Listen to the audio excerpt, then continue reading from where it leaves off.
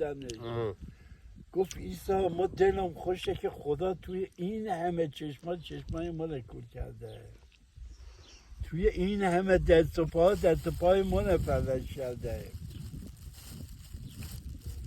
وقت گفت اگه دوستت نداشتم نالت نمیخواستم بشنوم 4 بند ترازوت درست کردم، اینقدر میریزم جلویت که وقت نکنی یه به من صدا کن بیاری به منم صدات نخوام بشنوم، اما درد داره میای بنالی میگه یا الله، میگه ها ادبین نالت خوشم میاد. حالا اینا رفیق همه امتحانه. الان همین باقه حساب کن با زیر چند نفر افتاده و رفته.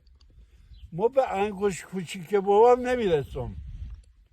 74-5 سالش پیش از احمد آقا بود، تو موزاییک سازی کار میکرد، هر روستایی 500 تا موزاییک میزنه یه شاگرد ماها. قصد میخواد رنگنایی 2 تا درست میکرد، بیل میزد بار نمیلردی. باش میونی کار میکردیم. حالا چیشیشه با خودش بود که من میخوام چیشی ببرم. الان با هم یه سر از سر مینی باز در چیه اولا